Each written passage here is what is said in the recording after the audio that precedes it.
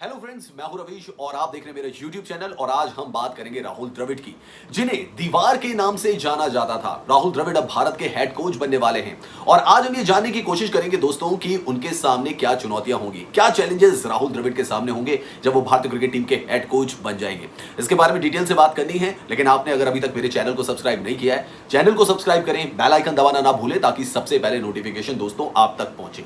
तो चलिए दोस्तों, हम बात कर रहे हैं राहुल द्रविड़ की। जैसा कि आप जानते हैं कि राहुल द्रविड़ को भारतीय क्रिकेट में काफी सम्मान की दृष्टि से देखा जाता है। एक बहुत बड़े टावरिंग फिगर है राहुल द्रविड़, इसीलिए दी वॉल और उनको दीवार की उपाधि मिली। वनडे क्रिकेट और टेस्ट क्रिकेट की अगर बात की जाए तो 10,000 से ज्यादा रन उन्होंने दोनों फॉर्मेट में बनाए हैं। ऑल्दो राहुल द्रविड़ को टेस्ट मैचेस के लिए ज्यादा याद किया जाता है, बट यह भी जानना जरूरी है कि वनडे क्रिकेट में भी उनके नाम 10,000 से ज्यादा रन है। साल 2012 में राहुल द्रविड़ ने क्रिकेट से रिटायरमेंट का अनाउंस कर दिया था और उसके बाद राहुल द्रविड़ का कोचिंग करियर शुरू हुआ दोस्तों।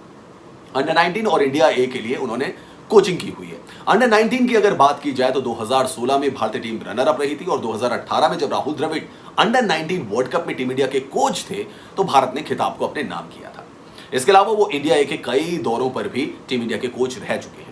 रिसेंटली अगर देखा जाए तो जब भारतीय टीम श्रीलंका के दौरे पर गई थी तो राहुल द्रविड़ को ही कोच की जिम्मेदारी दी गई थी। कप्तान थे शिखर धवन। इसमें भारत ने 2 सीरीज खेली, एक वनडे सीरीज, एक टी20 सीरीज। वनडे सीरीज में भारत को जीत मिली, टी20 सीरीज में भारत को हार का सामना करना पड़ा क्योंकि खिलाड़ी कोरोना पॉजिटिव हो गए थे और कुछ खिलाड़ी जो थे वो क्वारंटाइन में चले गए थे। तो भारत अपनी फुल स्ट्रेंथ के साथ जो था वो श्रीलंका के साथ टी20 सीरीज में मुकाबला नहीं कर सका।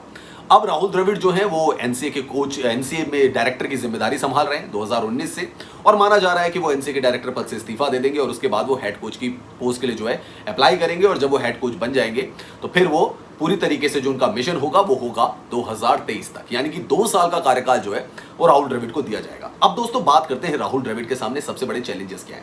पहले ये जान लेते हैं कि राहुल द्रविड़ का जो कोचिंग का करियर रहा है वो अंडर 19 एंड इंडिया ए के लिए, जब टीम इंडिया की हम बात करते हैं वहां उन्होंने कोचिंग की है। और ये देखा गया कि उस लेवल पर अंडर 19 की अगर पर्टिकुलरली मैं बात करूं तो ज्यादातर जो बच्चे होते हैं वो स्टूडेंट्स होते हैं और वो स्कूल में पढ़ने वाले खिलाड़ी होते हैं जनरली, जिनकी उम्र काफी कम होती है।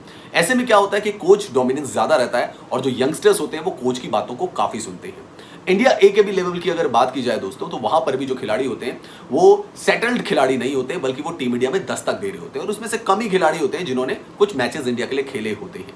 तो ऐसे में वहां पर भी कोच की बातों को काफी ज्यादा सुना जाता है और उनकी बातों को तवज्जो दी जाती है। और कोच का जो होता है वो मेन रोल होता है, चाहे इंडिया ए की बात हो चाहे अंडर 19 की बात हो।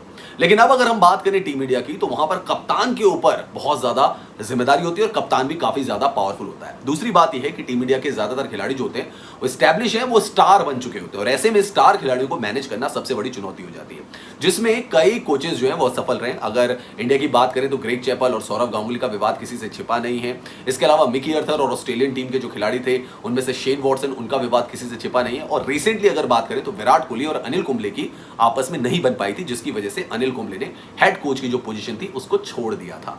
तो कहीं यही प्रॉब्लम राहुल द्रविड़ के साथ तो नहीं आएगी कि स्टार प्लेयर्स जो होंगे उनको मैनेज करना, उनके एटीट्यूड को सही तरीके से मैनेज करना और किस तरीके से उनके साथ घुल मिलकर रहना है, किस तरीके से परफॉर्मेंस उनसे निकलवानी है, ये राहुल द्रविड़ के साथ एक बड़ा चैलेंज होने वाला है। क्योंकि अब तक जो कोचिंग की थी वो कोच डोमिनेंस ज्यादा कोचिंग रहती है, जिसमें अंडर 19 लेवल के जो बच्चे होते हैं, जो स्टूडेंट होते हैं, जो यंगस्टर्स होते हैं, उनको काफी अच्छे तरीके से मैनेज किया जा सकता है। वो ज्यादा इतने स्टारडम में होते नहीं है, उनका करियर स्टार्ट ही हो रहा होता है। इंडिया ए की भी अगर बात की जाए तो वहां पर भी जो खिलाड़ी होते हैं वो दस्तक दे रहे होते हैं टीम इंडिया में, या उन्होंने ज्यादा मैचेस नहीं खेले हुए होते हैं।